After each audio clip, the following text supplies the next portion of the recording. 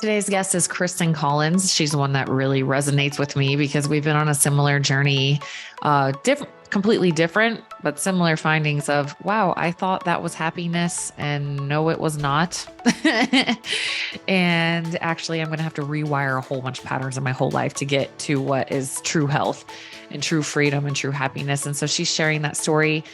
She is a keynote speaker. She has a podcast, and she speaks out on living the life of what is supposed to bring happiness, and then what led her to actually heal her body and get her mind, body, soul all integrated into a place of true freedom and happiness. And she's just such a beautiful soul. I know you guys are going to connect.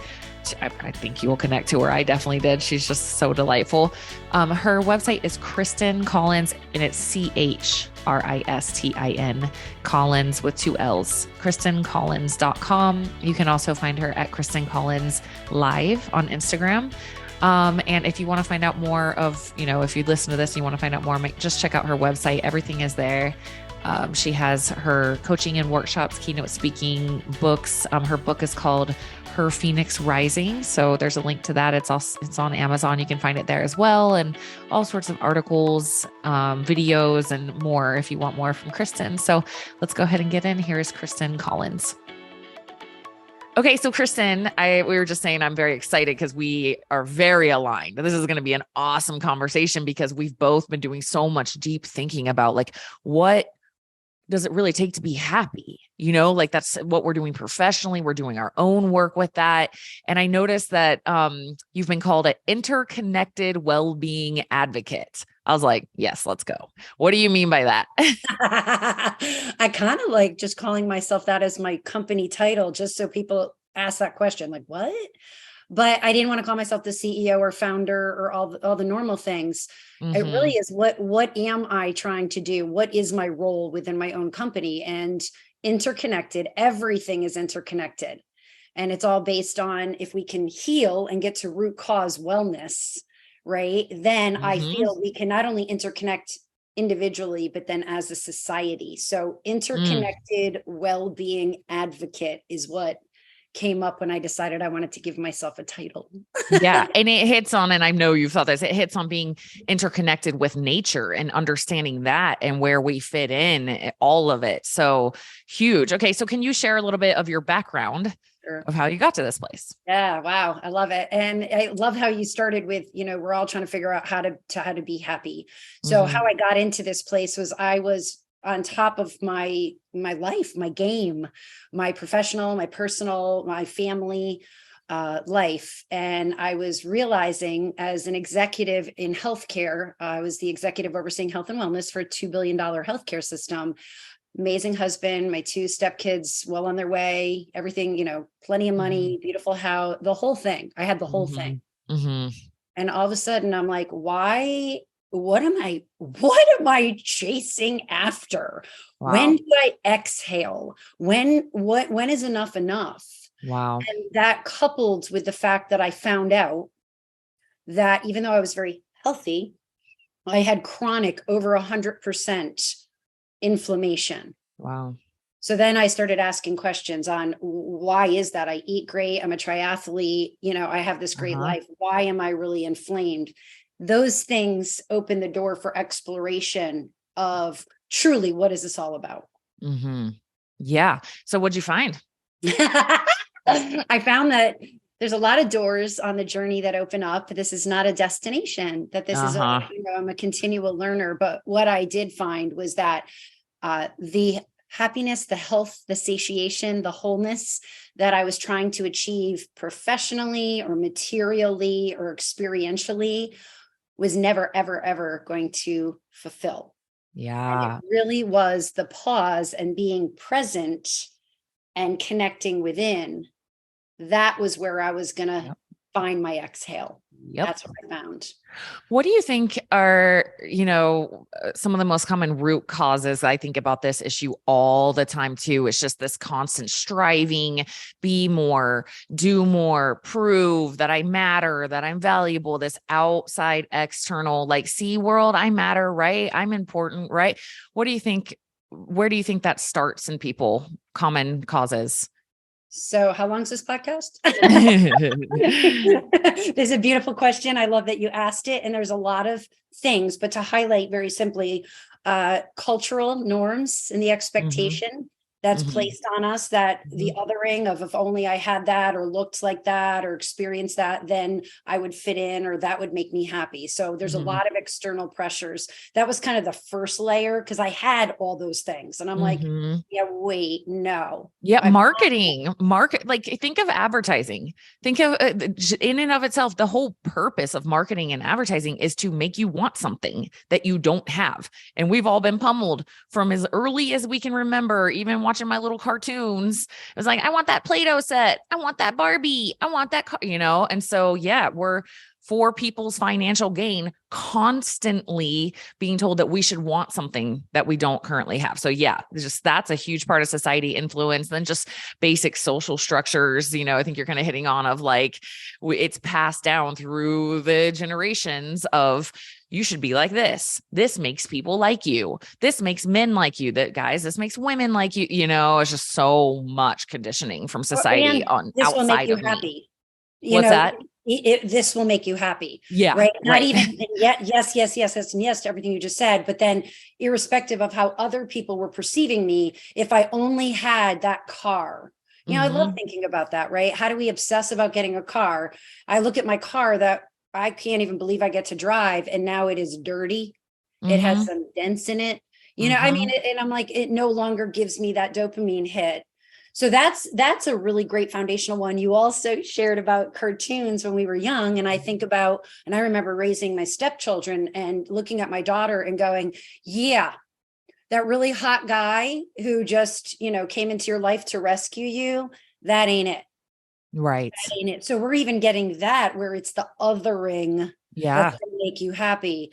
And then also speaking of being in our youth, there are things in our formative subconscious creation that happen in our early stages where they get embedded in our thinking and our identity, and we are not even aware of the patterns that we set up. Because they feel so normal to us. We don't even know what's happening. And, Bruce Lipton, we kind of connected about him. Like, he's the subconscious mind guy, right? And it's true. It's like, what causes me to prioritize, like if I'm driving around and boom, this thing comes in and I just do it automatically. It's like, oh yeah, that matters. It's like that. That's the subconscious. Like, you're not like mechanically like, I think that I value getting gas now rather than, it's just like, you know what I mean? You have these subconscious knee-jerk reactions. And I think a lot of them come from parenting. I'm sure you've gone down that rabbit hole, but I just posted about it. Actually, I'm seeing so much in the mindsets of my clients. This like constant striving was because they had this conditional love environment with their parents, where it was like, when you're like this, you get more love, affection, we see you. And when you're like that, you get abandoned. Right. And so those patterns are like deep core, like I will be unlovable and disliked and abandoned if I don't go outside of myself to be like how someone else wants me to be. So it's like, we just got slammed all over the place, but from society, when our subconscious mind was being formed into these, like, be like this, and this disconnection, there's like you said, that it's just go inside. Okay. So as you went inside, and you were looking for this exhale, tell us about that part of your journey. What are some things that you learned about that process of like letting go of the external proving, striving, validation? You don't feel like you're doing that. You feel like you're just doing life well, So what'd you learn as you went inside?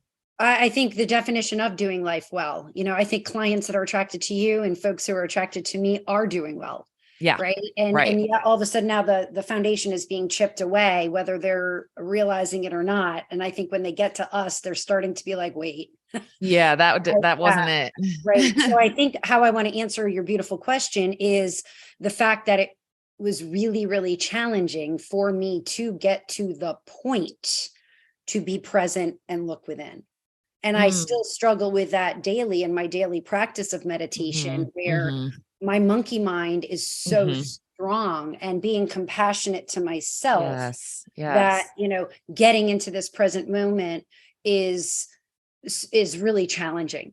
It is. That was what I found. Yeah. Yeah. Okay. Let's sit on this. Let's talk meditation. Cause meditation is also part of my coaching. I'm like, oh, we're going to meditate. Where am I going? Cause you can't, if you don't ever go inside, that's the database. This is where it all is, all the information, but it's like, doesn't feel like information. It's just awareness. Right. But I don't know about you, but I find it very common. I have so many clients. It's just like, and all I ask is 10 minutes in the morning, 10 minutes.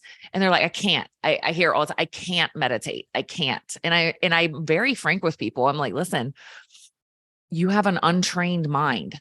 That's what it is. And so do I. And I relate to you too. I'm really in a deep personal process right now of like being away in that awareness space where everything's just kind of coming past you. You're just the observer of everything. I've been like really deep in that right now. And I still find myself like, oh, there you go, thinking about that. But with compassion, it's just like, oh, noted. Okay. Got lost on that one. And okay, well, how'd you get on your phone? Okay. That's okay. You got lost on that one again. But it's just, I'm noticing how much I get pulled out of that presence. And so, for me, part of it is like just it's like being real with myself that yes, there's some untrained consciousness here, but compassionate also, because if we try to force it, that's not consciousness. Like, oh, wow, I'm not thinking about anything, so I'm doing good now. You're just it's awareness. Not about, to me, it's not about not thinking about anything. I kind of, and people have different opinions, like a clear mind. For me, it's becoming aware of what I'm thinking about. Yes. And then being like, oh, that's so interesting. That's what I just thought about. And then exhaling it out. And what I found, which piggybacks on the our earlier comments, is between societal pressures to take your attention so that you consume. Yes. Okay. We are bombarded. Like we are against all odds here.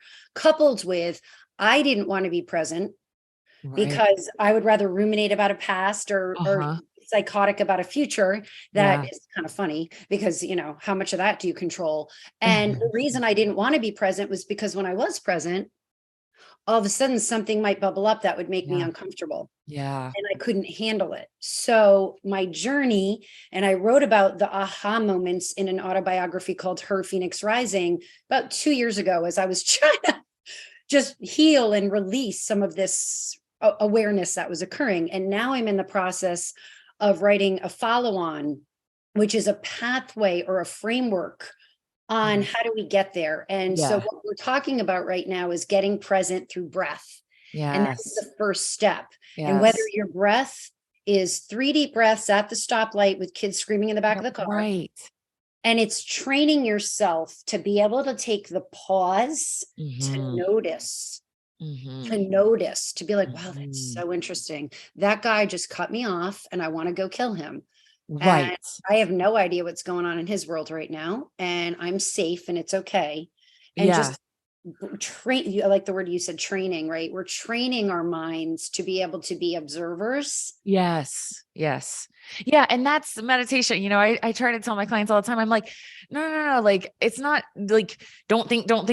Like, it's just, sometimes, and I only meditate like as I'm actually sitting down and meditating. Meditation is more than that. You can meditate all the time. You could be in meditation as you listen to me, right? You're just the observer, and so, but it's like sometimes in that 10 minutes, I'll be like, wow, for 8 minutes, I sat there and thought about that client and what I'm going to send her and what she needs and all. I'm like, and it's just this like noted. Oh, I noted. I was really thinking about that for a while. And here I am again.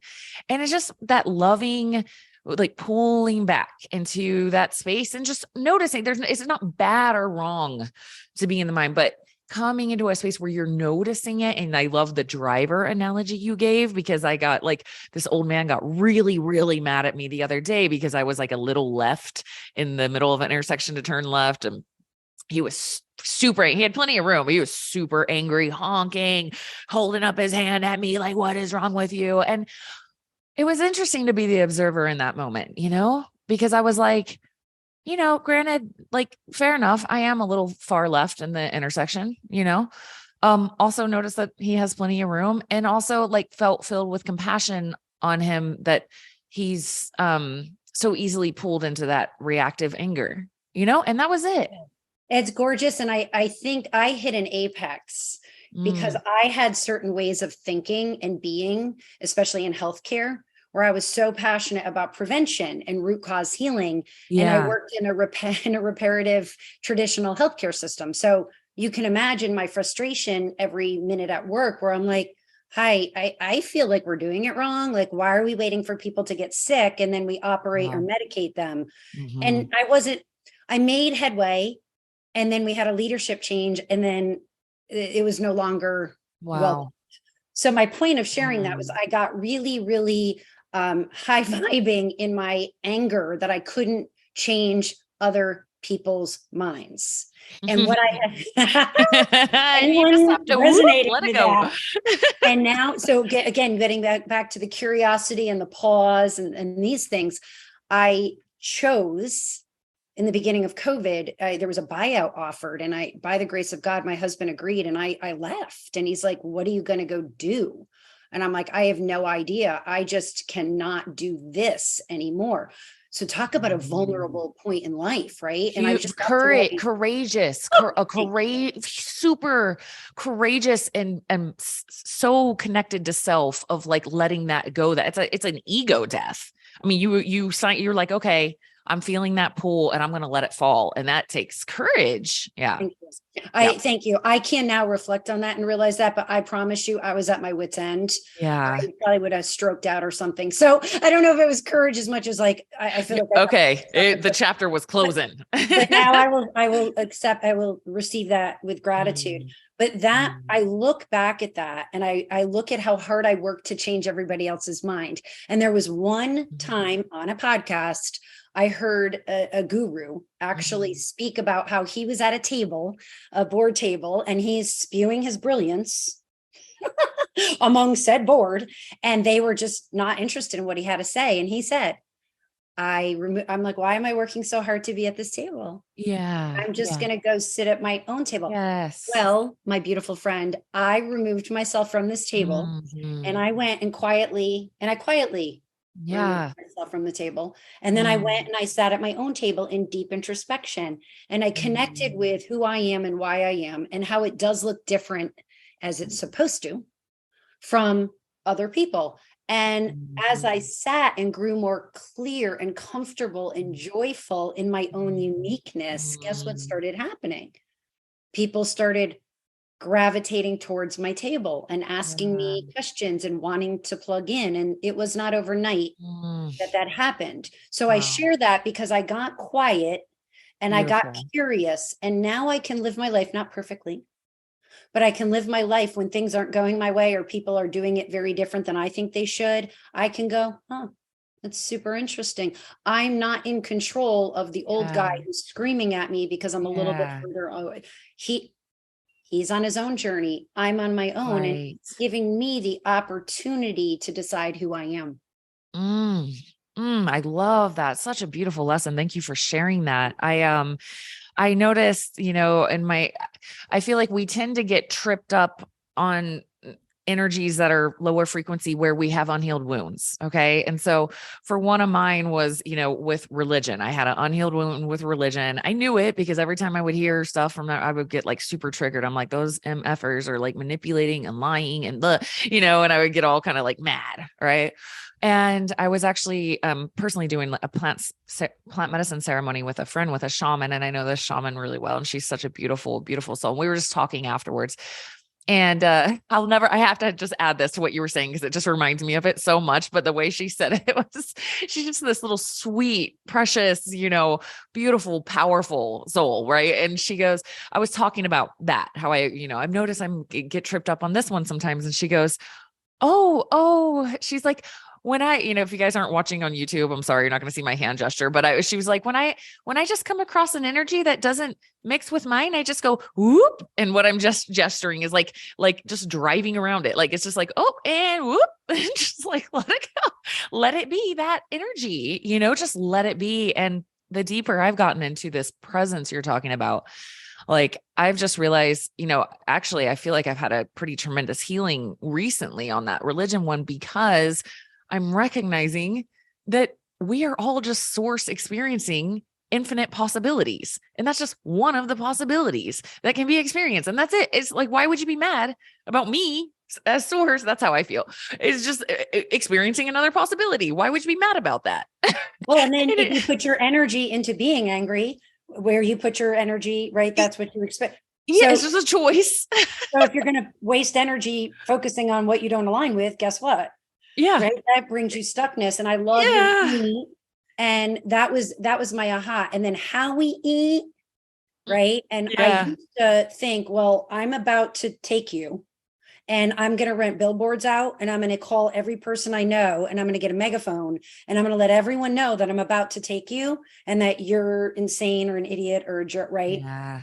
And my growth now is I wouldn't have to waste any of that energy. I can honor them. Not even the word compassion or empathy, like, sure, but like, I did not honor them. Right. I like honor. Cool. Yeah. Honor. Yeah. Rock it out your way, not my way. And I have to share this with you because I know that you probably are in similar situations. I love accepting a panel discussion. Right. And there's all these different thinkers. And this happened last month where somebody asked 4 times on Slido, I hate my boss. I hate my boss. What do I do? And the other panelists are such strong women. And they were like, you get in his face, you call HR, you know, all the things. Right. And I'm listening and I'm like, oh, do not take the microphone. Do not be honest. These people are not going to like your answer. Well, the moderator finally looks and she goes, Christin, you haven't said anything. How would you advise handling the situation? And I go, I'm very uncomfortable answering this because I don't think you guys are going to like what I have to say. But in all honesty, you're welcome. And you could hear like like what? A gasp. And I go, you're being gifted the opportunity to know who you are right now. And it's not about you, you know, renting out billboards to scream what an idiot this is. It's about you're not in control. What is that unhealed wound that's being triggered in you? Right. And sit in the discomfort. Don't do anything and contemplate. Who do you want to be in this moment? How do you want to feel in this moment? Right. And it was, I'll tell you right now, everybody went bananas over that answer. So there's a couple things with that. A is literally the guidance, but more importantly, it was that I sat in my own truth, even though I wasn't in alignment with the other panelists. And I shared it very lovingly and quietly and succinctly. Right. But the reason I'm bringing that into our shared space is to have the courage to be who you are and not fit in and not be triggered by, you know, to actually do that release and healing. Wise words. I see that you've been spending time in that space, you know, and you can only share things like that from a place of knowing, you know. It definitely goes against the grain of most programming, you know, and the reason it resonates is because it's so high frequency. They know that. You just help them remember that, you know, and when we do our own work, that's it. Like I've recently befriended another healer who does healing through music. And he was telling me, like, he said his main goal for what he's creating, you know, I was talking about how I'm doing retreats. He's like, well, my main goal is to tap in and do my own work. That was his number one. I was like, freaking love you. Yes, that's it. We could spend a week about that. And especially people who are trying to be helpful. Right. And I'm like, stop.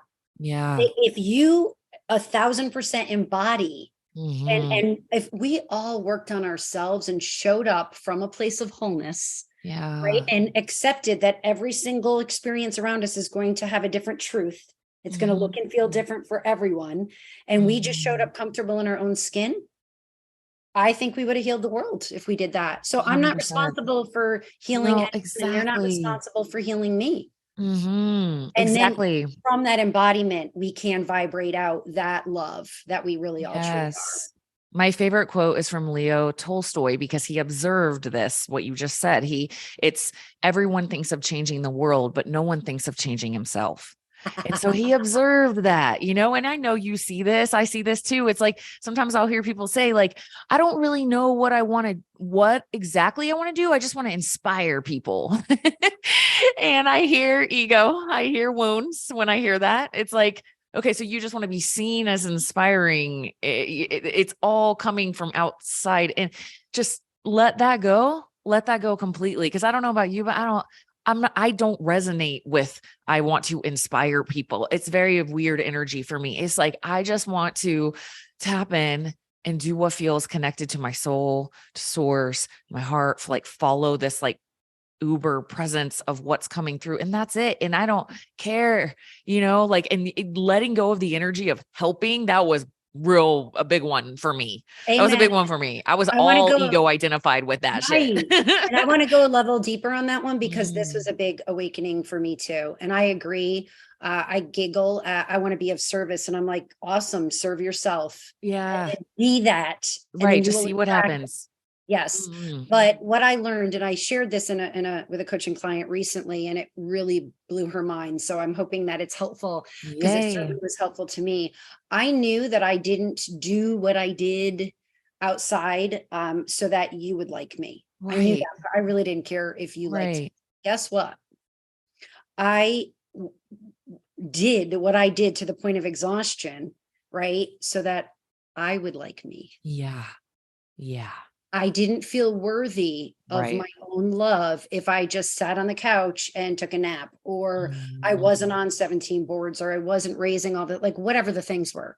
And Yeah. it made me very sad when I realized, because I'm like, I don't care what people think of me, right? I'm cool with that. Then what is it? And then I thought, oh my God, Right. I only like myself if I go to bed and I'm like, holy crap, I'm exhausted. And now I can't sleep because I'm thinking about all the things I have to do. Wow.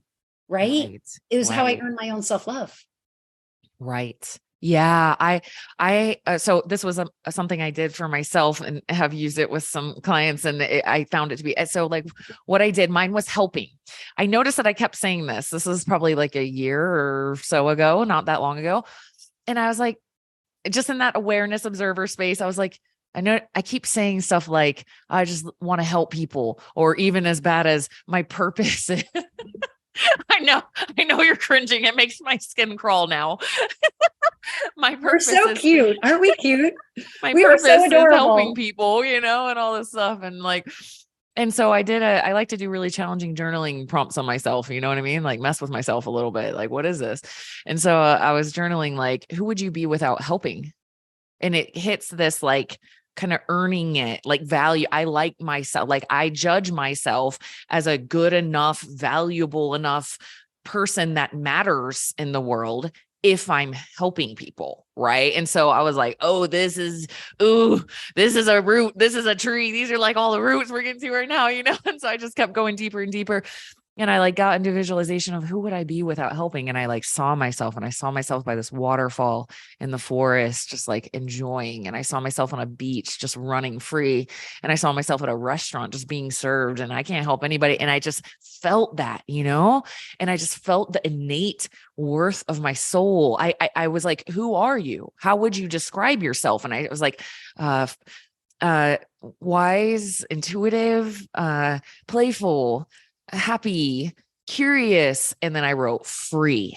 I wrote the word free. And I was like, oh my God, that's huge. And so I've started doing that. I'm like, with the ego identifications that are like good, like I'm this kind of person, and I'm that, and that's why I matter in the world, And so who would you be without that? And it's deep, and that's what I'm hearing from you. That it's so cool to hear that you've been doing this work and sharing it with people. I want to get in your book a little bit more. So Okay. like, tell us about like her Phoenix Rising, and you've got this like practical step thing coming next, which is like cool. It kind of reminds me of Dr. Shafali with the conscious parent. And now she has her parenting map, but that's more of like the practical. It's like concept application. It's cool. So tell us about her Phoenix Rising. Yeah, and neither were intentional. When I took the severance and had about a 6-month transition period, and it was the beginning of COVID. Uh-huh. There wasn't a whole lot to do, and I didn't know what my next steps would be, I really sat in my yoga pants in my guest room and had a makeshift desk. And I just started downloading whatever like sparked within me as an aha lesson. You know, I have in there a story about when I realized through a very embarrassing scenario that I wasn't in charge of everybody. Yeah. That was a moment, you know, just like these aha moments, or this person crossed with me, whether they were a stranger or a dear lifelong friend, and I had an aha. There's a chapter in there about the day I finally understood that for every truth, for every human breathing, they're going to have a different lens and experience and a different identity to truth. I'm like, what? I know the truth. And if they're seeing it different, and that was mind blowing. So her Phoenix, right. It's like our truth, not the truth. No. It's our, and even you and I, who have like so much in alignment, we're going to see the same exact moment slightly different, of course, or sometimes grossly. That was which is incredibly valuable. We would be just robots, you know, like that's incredibly valuable. Like, as Dave Matthews sings about, all little ants marching, right? Yeah. No, a vibrant tapestry. And when you turn it around, you see all of our uniqueness woven together. How freeing. Yes. And I'm going to interject this real quick because I feel like it's valuable. I get taught like visually a lot. Like I'll see these kind of like, it's like a little teaching moment comes through and I'm like, oh, that's funny. That's cool. I don't know. It's like how my guides or source or just how my brain works. So with coaching, right? Coaching, because I don't know about you, but I've noticed that people come to me and they're expecting this like top down, like I'm this mean teacher with my finger pointed out and they're this little kid at a desk and I'm like, this is how you're supposed to do it. And then they're like afraid to tell me if they didn't do their homework, which would be like their training. And I'm like, no, that's not what we're doing here. Like then we're mutual respect. I'm sharing my viewpoints. I'm also listening to your viewpoints. This is a round table. That's how I see it. Right. But what I got taught in this moment was I like Moab, Utah. I live in Utah and Moab is this red rock. Amazing. I love going down there. And I saw myself like kind of high on a ledge and like one of my friends that was going to have to like scale up a little bit. And so I had my vantage point and I'm like, yeah, just there's a lip right there. Take that. You know what I mean? Just sharing like that. And then they were sharing their viewpoint of like, no, that's not there anymore. It fell off. And I'm like, oh, okay. And so like working together and sharing viewpoints, that's how I see coaching, interacting with it's valuable. I didn't know that. Thanks for sharing. Oh, interesting. It doesn't mean now that like one of our truths has to be adopted. We're just sharing from different vantage points what we're seeing. And if we can just listen to that, there's so much peace. So anyway, sorry. No, that just reminded me of that. That's beautiful alignment and a great visualization I just had of picturing the climb. And before I was like, no, listen, my way, come this way. And that was how I experienced life for a long time. Now I'm open to listening to your way. Sometimes I assimilate. Sometimes I'm like, wow, that just reinforces that I actually really like my way. And I'm not at all worried about convincing you to see it my way, which before I was like, no, you have to. Otherwise, I don't like you. And I'm going to tell everyone what a jerk you are. Right. Now I'm like, whatever, rock on. Right. So, because it's like, it's kind of like the body, right? Like, I mean, you have that background. So it's like, you know, keto, like I specialize in keto. It's like telling everyone that keto is going to have the same impact on that. It's just not true. You're starting in it. Well, if you have metabolic disease, you're like have high blood sugar and all these issues. Yeah. Like no wonder that was very beneficial. You take some athlete that actually needs a lot of glycogen for their athletic performance because they're doing super high intensity sprints and stuff. It's just like, it's disrespectful to think that our way is the right. It's just like, listen, and I recognize that people are coming. They have different needs. They have different wants. They have different modes of operation, you know? So yeah. Okay. And our bodies are so resilient. And you used a word a few minutes ago that I was like, ooh, I want to talk about that. Intuition. Yeah. I lived a very intuitive life and I knew. And sometimes I was, it would just be like, wow, I can't believe I went in that direction. But I knew. So if you listen to your body and your body, you're open to that, it's going to guide you or even sleep, never mind consumption. Like there are days where I'm like, I can't, and I'm going to shut it down, and Yes. I'm going to listen to my body. But Yes. I had an experience when I was in healthcare where I made a very big decision in my department, and my boss says to me, wow, that's super interesting that you went that way. Why did you choose that? How did you know? So I thought about it, and it took about 30 seconds. And then I heard myself say, my gut told me to. And that was the day I realized that my gut told me to is not how you make decisions in a $2 billion healthcare system. And he was grace, and the decision was a great one. But I immediately knew, if you're going to be sitting at the executive level in this company, you better have data, you better be measuring. Yeah. So I flexed and I started doing all that. So I spent over 5 years altering and disconnecting Wow. from my intuition to try to fit it into mainstream modern medicine. And there Right. are times where data and ROI and all the things are vital, and I'm not Yeah. disrespecting that. Right. I had really successfully disconnected from my inner knowing. I Right. am in the process right now of reconnecting to my intuition, to listen to my body, to listen to when I know that's probably not the direction I want to go. It's probably not the street I want to walk down. Yeah, whatever it is. So I love the word intuition. But so what happened was I ended up downloading these, I think it's about 29 stories, and they're sassy, but they were really just my own healing and my own share. And the Yeah. woman I ended up working with as an editor, as my editor, her name's Julie. She kept pushing me. She's like, you're writing this book for one person, and that's yourself. It's not Wow. about trying to teach somebody else, right? Mm. And I didn't even necessarily know that it was a book. Well, Mm. it became a book. I hit send, it's all of a sudden on Amazon, and I was like, what the heck did I just do?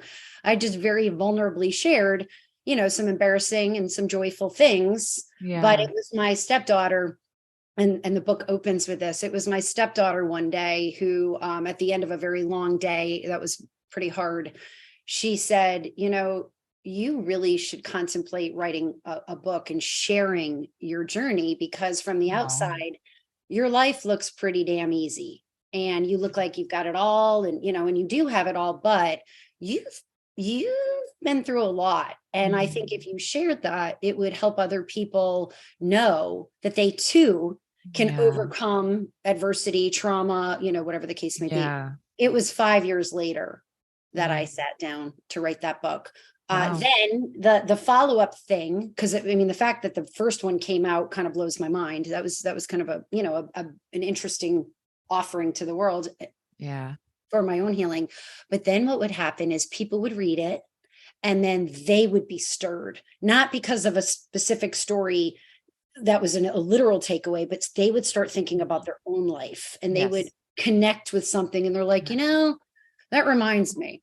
Yeah. Right. Right. So first of all, when people would reach out to be like, wow, your book really moved me, and I want to work on this, Mm. there's not enough time in the day, right, to sit one-on-one with Right. people and have intimate conversations. I do that a little bit with a few people, but Right.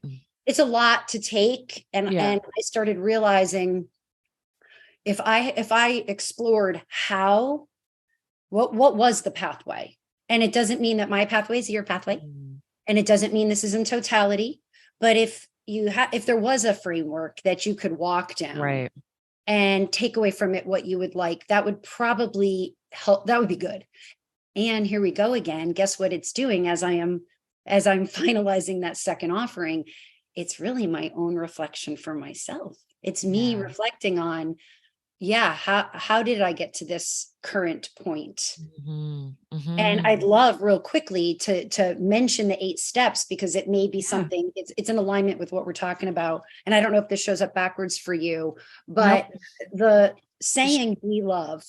She's showing a cup that says "Be Love" if Oh, you're on thank you. Yeah, audio. sorry about that. Sorry about that. Be love, and the B and the L are lowercase, right? So this is more of a surrender receiving, Mhm. not an Mhm. in your face Right. exclamation. And the Right. period after each of the words is intentional. So that was vibing for me for a couple years. And I was like, oh Mhm. yeah, be here now and reconnect to Right. love. That's cool. We all get that. Right. But then I was like, can be love an acronym? And it is. Universe is good. Yay. Yeah, the universe is good. So very quickly, the B is breathe, which we've spent time talking about. The E is to experience. Love it. Whatever comes up in that breath. Yes. We talked about that. Don't judge it. Get curious about it. The period stands for pausing with it. Oh, I Don't love that. jump into action or judgment so you can dissociate from what you're feeling. Feel it. Right. Yes. The L, I know, right? The Yes. L stands for let it go. Go ahead and exhale it. And then you probably ruminate on that cycle for a while because things will bubble up. You'll experience it. You'll sit with it. You'll let it go. Yeah. The O stands for once you can get in that moment, opening your heart, dropping out of our heads and our egos into our heart base. The V stands for then cast your vision from your heart to your embodiment, not your ego. Right. And then the E stands for energy, right? This is now a new level of energy, a new way of being. We are energetic beings. We're all interconnected energy. Yep. So it's connecting to that energy from your heart-based vision. How do you want to feel? And then the final period is your new presence. So that's what book 2 is going to be exploring. That is incredible. You definitely channeled that. That is so, so powerful. It's just so aligned with, I'm in one of those processes right now. And so and it's so much allowing, it's so much silence. It's so much like not thinking about it, just like letting it come through and just as it will, and not trying to force it or fixate on it, just letting it, and how's that going? I'm in it. It's hard, isn't it? Yeah. It's like, there's not a lot I can say about it. To my friends, I'm like, I'm going through something right now. And probably the best way I could describe it is a death and rebirth cycle, but I'm still in the death part. And I'm just letting it. I'm like, I'm in the little caterpillar in a cocoon right now. And so I've been spending a lot of time in silence, letting go of all these desires, detaching from desire, or like just things that I thought I needed to do or mattered. It's just like it's kind of gone right now. I'm still doing life, but yeah, it's just, there's no other way to describe it, but just letting it, and so we're human beings, not human doings. Yeah. Yeah. It's just letting. I know that the folks that you connect with and the folks that I connect with are just, they're so strong, and they're master creators and go-getters, and we can do anything we want. Right. And so that it makes, I feel, even harder for us, because to let go, but this is helpful. And I hope this resonates for whomever it's supposed to resonate for. Yeah. I only have limited capacity to know what the infinite possibilities are through my conscious thinking. So the vast majority of possibilities for any given moment are well beyond my current capacity to be and think. So if I surrender it and open up the possibilities that are infinite, that are beyond what I can imagine, then I'm going to probably attract a very different, very high vibing experience by not trying to control what I do. Yes, ma'am. That mic drop. Yes. It's so insane. I mean, I hope people have experienced what you're talking about, but it's just, I try not to get attached to it. It was just like, once I let go and just stay, it's like, I have I let go of desire. I think that is probably the best way to put it. There's no trying to do or be anything. Like I'm just letting go of all that. And it's just like magic. I'm like, oh, okay. Yeah. Right. I have to tell you this really quick story. And I think I'm going to talk to my editor later today. And I think I'm going to add it to this book, because this is really just what happened. So I have a client. She hates her job. She hates her boss. Right. So we talked about that. You're welcome. He's giving you the opportunity to know who you are, sit in it, experience it. You're not unsafe. Right. So experience it. 2 days later, she sends me an email with her resume that she scrubbed, and she's like, may I have your feedback? And I'm giggling. So I reply to her. I go, A, I am not a resume expert. B, I've never used a resume in my life to get a job. C, we already talked about how you're exactly where you need to be right now. Stop worrying about him and sit with yourself and connect to how you want to feel. Yeah. How you want to feel. Okay. Yeah. We do our coaching session 12 days later. She's like, I almost called you, but I didn't. And I'm so glad I didn't. She goes, today I had a second interview with another company. I said, what? It's been 12 days. How do you have a second interview? She said, a friend called me, Yep. referred me to a job that's not posted anywhere. And it's $25,000 more than what I currently make. And I said, and did you have to bring in your resume? She said, nope. Wow. Yesterday, she accepted the position. Beautiful. So Beautiful. 3 weeks Yeah. time, she connected with how she wanted to feel. The universe brought her a way better opportunity and a way better culture for a lot more money. Yeah. And she didn't have to apply for it or go sell herself. She showed up authentically because she connected with who she is. Yeah. So beautiful. And I know you know this because I've already heard you say this. Another thing that just came to me on that is like also in that sitting, after it's not about him, it's about you. Like what I have found very beneficial, especially lately, like in the last month or two, is to be the observer of all the bad feelings that I'm having, shame, guilt, anger, fear, and just observing it. Like, it's like, oh, okay, I feel angry, or man, I feel shame. I feel guilt about that. I feel bad. I feel like I hurt them by speaking up in my truth. Just, okay, noticing. And I've gotten to the point where I really want to see how much that quote unquote negative emotion is, because it's teaching me what I'm trying to avoid when I abandon myself or get caught up in these things. It's like, oh, this is a big one. You got a lot of like guilt stuff if you disappoint somebody, and just allowing that to just, like work. I didn't even like mindset coach I didn't do anything like that. All I did was just let it. When people say feel your feelings, I feel like I've learned that at a whole nother level recently. It's just, no, that's literally like all you have to do. Like, you don't have to fix it or like, do all this stuff. It's just let it work its way out of you and be the observer of it. And it will just teach you everything you need to know without even like having to think much. It's just like, it's just, and then connecting to like, okay, where's my frequency? You know what I mean? But yeah, I love that you're creating pause for people like that. It is everything. It is everything. Then, God forbid, and then, right? So say it's shame or guilt, right? And that's hard. Like, who wants to say that? Okay. And we allow ourselves to feel that. Yeah. Okay. Then we exhale it out. Well, imagine when we actually lean into it and embrace it and welcome it and say, oh my gosh, I am so mortified. I feel so bad. I am such an idiot. And I lean in and I hug it. And then I express gratitude for the opportunity to grow from it. Right. Instead of setting up my whole life judging and trying to dissociate from it. But I'm like, because if there's one thing I've learned, it's that life isn't just a one-way highway up to happiness.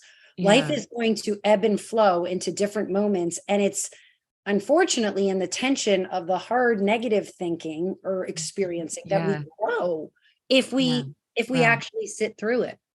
And here's the thing too, like, the thing that I went through a couple months ago, I was like, I don't know, it was the biggest, most powerful. I was in so much silence. I was just letting it. And I noticed guilt. Okay. I had disappointed. I felt like I had in my like little mindset coach Tara knows, no, this is you have to do what's right for you. And what's right for you is right for them. And all these little thoughts. Right. But I didn't do that. I just let myself feel. It's like, no, that's in there. It's in there. You feel like that. And that's it. And then later in random moments, I would get these little intuitive, like, what's the difference between hurting someone and someone being disappointed? Like, I would just get these little, and I'm like, oh, okay, disappointed. You know what I mean? It would just come as needed. I didn't have to force it, but by the only way that I knew, like my soul knew, I guess, that I needed any mending there was by letting myself fully be in that guilt or shame or fear or, just, because it's like, then my higher self was like, oh, this is an issue that she could use some help with, but when you're pushing it away, it just doesn't come. Right. And then can we even go to soul agreements? Yeah. Right. Yeah. So then I'm having that experience and I did something that now I feel guilty about, and what's sticking up for your, like all the things. Right. Right. Then, because I'm allowing myself to be with that feeling, not trying to go distract from it. Then I'm like, okay, So is this an opportunity for me to learn who I am and have the courage to love myself enough to take that action or make that statement, even though I feel bad, Yeah. right? Right. Or am I, this one I love, am I actually in agreement with them to say my truth so that they have their own reflection or opportunity, because they might not be doing the reflection.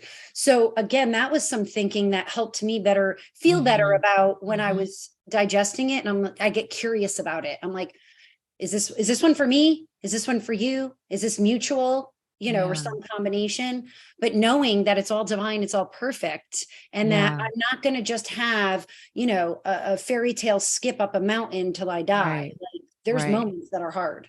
Yeah. One of the takeaways, like I was taught in this process was, you're never wrong for how you feel in that moment. Just go with it.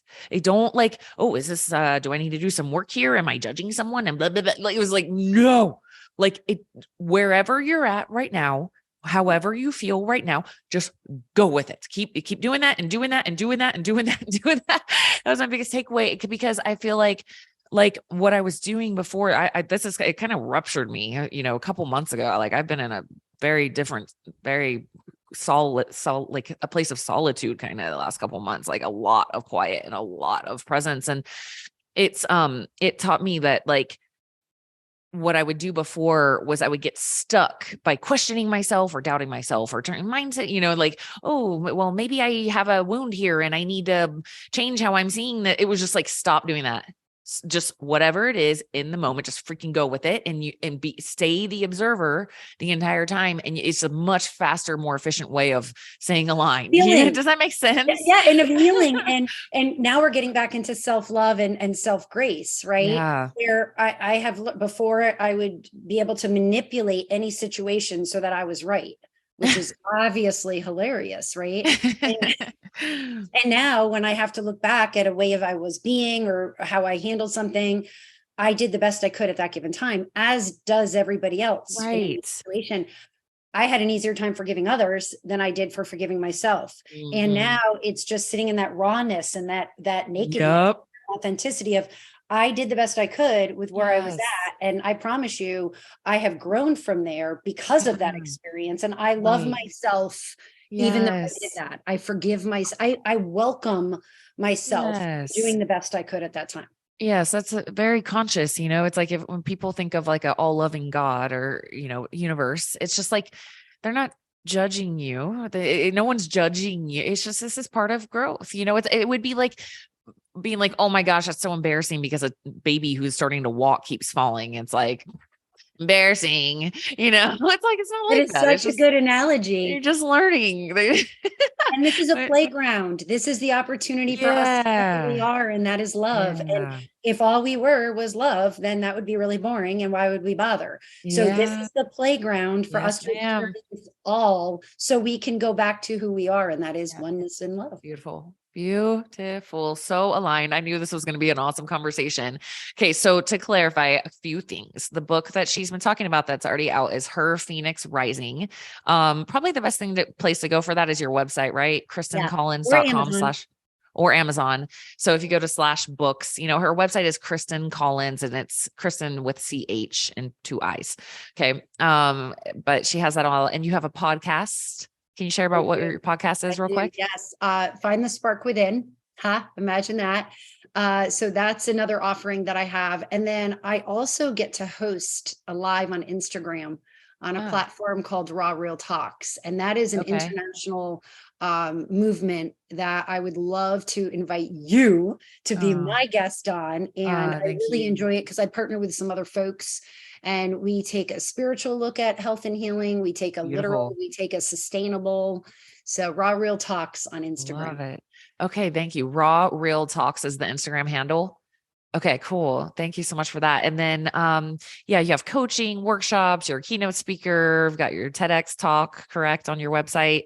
Yes. So you can check her out all on KristinCollins.com. We'll link up everything that she talked about. We'll link up that Instagram thing. Kristin, thanks for doing your work. Hey, thanks for being such a vibrant, beautiful light with the world. Likewise. Likewise. Thank you.